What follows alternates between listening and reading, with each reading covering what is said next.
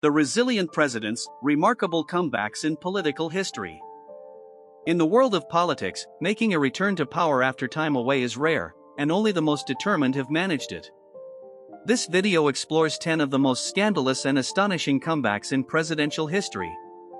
From shocking defeats to legendary returns, these stories reveal how some leaders managed to secure their second chance, often in the face of enormous opposition. Number 1. Grover Cleveland's comeback of the century. Grover Cleveland's comeback remains an unparalleled feat in American political history. As the first U.S. president to serve non-consecutive terms, Cleveland's journey from the White House to private life and back again was filled with unexpected turns. Elected in 1884, Cleveland was known for his staunch honesty and anti-corruption stance, famously vetoing a record 414 bills in his first term, which he believed were riddled with unnecessary spending. In 1888, he won the popular vote against Benjamin Harrison but lost in the Electoral College, a defeat that many saw as unfair. Cleveland's supporters rallied around him, urging him to run again in 1892. His victory in that year's election marked a major comeback, but it also placed him at the helm of an economy spiraling into a deep depression. Committed to the gold standard, Cleveland's hardline financial policies alienated both his Democratic base and the public. His response to strikes, especially the violent Pullman strike of 1894, where he sent federal troops to quell the labor unrest, further divided opinions. Reflecting on his unusual two-part presidency, Cleveland remarked, "I have tried so hard to do right." His comeback to the presidency left a legacy of both admiration for his principles and criticism for his unyielding policies. Number 2. Winston Churchill reclaimed leadership in Britain's darkest hour. Winston Churchill, after a series of setbacks, including his role in the Gallipoli campaign in World War I, was out of favor in the 1930s. But his persistent warnings about Adolf Hitler earned him a return as Prime Minister in 1940, amid the chaos of World War II. His leadership through the Blitz and Dunkirk evacuation bolstered British morale, with Churchill famously stating, "I have nothing to offer but blood, toil, tears, and sweat." Though his Conservative Party lost in 1945, Churchill returned as Prime Minister in 1951 at 77, a remarkable feat despite his declining health and controversial stance on colonialism. He remained a symbol of resilience. Churchill's comeback in 1940 was highly successful, though his later term highlighted the limits of his influence. Number 3. Andrew Jackson's fierce battle for a second term. Andrew Jackson's determination to win re-election in 1832 turned into a fierce political battle marked by scandal, personal attacks, and populist fervor. Known as Old Hickory for his toughness, Jackson first won the presidency in 1828, championing the common man and attacking established elites. However, his policies, particularly his enforcement of the Indian Removal Act of 1830, led to the forced relocation of thousands of Native Americans in what became known as the Trail of Tears, leaving a stain on his legacy. As he sought a second term, his opponents, especially the Whigs, depicted him as a tyrant and even a monarch. Despite fierce opposition, Jackson's popularity surged, largely because of his fiery rhetoric and defiant stance against the Second Bank of the United States, which he viewed as corrupt and elitist. In a showdown over the bank, Jackson remarked, "The bank, Mr. Van Buren, is trying to kill me, but I will kill it."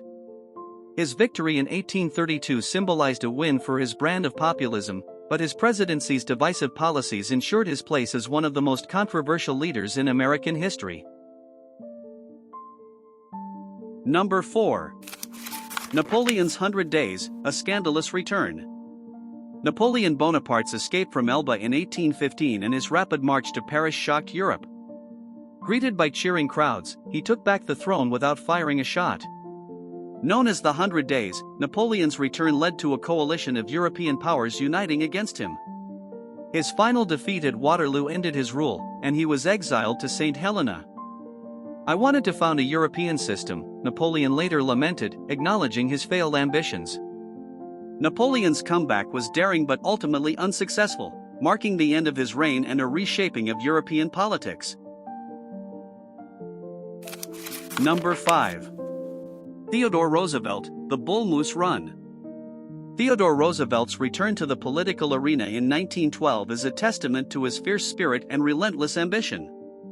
Having previously served 2 terms, Roosevelt handpicked William Howard Taft as his successor, only to find himself at odds with Taft's policies. Dissatisfied, he launched an independent campaign under the Progressive or Bull Moose Party, declaring he felt fit as a bull moose. His speeches were fiery and combative, embodying his larger-than-life personality. On October 14, 1912, during a speech in Milwaukee, a would-be assassin shot Roosevelt in the chest. Remarkably, he continued his address with the bullet lodged in him, holding up his blood-stained speech and proclaiming, "It takes more than that to kill a bull moose." Though Roosevelt ultimately lost to Woodrow Wilson, his daring campaign highlighted his influence and tenacity, underscoring his legacy as a leader unafraid to stand alone. Number 6. Richard Nixon's redemption and resignation. Richard Nixon's political comeback is one of American history's most complex and ultimately tragic tales. After narrowly losing the 1960 presidential election to John F. Kennedy, Nixon faced another defeat in California's 1962 gubernatorial race. Frustrated, he told the press, "You won't have Nixon to kick around anymore." Yet, by 1968, Nixon re-emerged as the Republican candidate, promising law and order and a way forward amid the turbulence of the Vietnam War. He won the election and, despite his controversial foreign policy and secret bombings in Cambodia, secured a second term. However, the Watergate scandal unraveled his presidency, leading to his resignation in 1974, the first for a U.S. president. His final years were marked by attempts to restore his reputation, yet Watergate continued to overshadow his legacy as both a skilled politician and a symbol of political scandal. Comment below if you think Nixon could have saved his legacy had he taken a different approach. Could he have changed the course of his presidency? Number 7. Charles de Gaulle's return to save France. Charles de Gaulle's return to French leadership in 1958 stands as one of Europe's most significant political shifts. Having led the Free French forces in World War II, de Gaulle had resigned in 1946, but a crisis in Algeria and political instability prompted his return 12 years later. In 1958, he was called back by President René Coty, who feared civil war, and de Gaulle took charge with sweeping powers, establishing the Fifth Republic with a strengthened presidency. De Gaulle's authority inspired both admiration and resentment. Some saw him as an authoritarian, especially amid the student protests and strikes of 1968. Despite the controversies, his reforms stabilized France, and his vision of a strong, independent France guided his policies, including his exit from NATO's integrated command structure in 1966. His leadership left a divided but enduring legacy in France, where he is remembered as both a hero and a divisive figure. Number 8. Ulysses S Grant's attempted comeback. After serving 2 terms from 1869 to 1877, Ulysses S. Grant sought a historic third term in 1880, an ambition that showcased his enduring popularity. Grant's presidency, however, had been marred by scandal. His administration was tainted by corruption, including the Whiskey Ring, where officials siphoned off tax revenues. Despite these setbacks, Grant's supporters argued his strengths as a Civil War hero outweighed any past missteps, and they lobbied hard for his nomination at the Republican convention. After 36 ballots, however, the nomination went to James Garfield, and Grant's bid was over. His attempted comeback underscored the complicated public perception of him, beloved as a general but controversial as a president. Though unsuccessful, Grant's resilience and legacy as a wartime leader continued to resonate. Number 9. Benito Mussolini's short-lived return to power.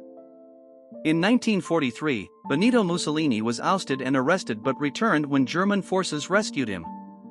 Installed as the head of the Italian Social Republic, a puppet state under Nazi control, his leadership crumbled as Allied forces advanced. Mussolini's brief re-emergence was marked by desperation and ended in 1945 with his execution by Italian partisans. His return underscored his failed ambition and the brutality of his final days. Mussolini's return was a last grasp at power that ended disastrously, symbolizing the collapse of fascism in Italy.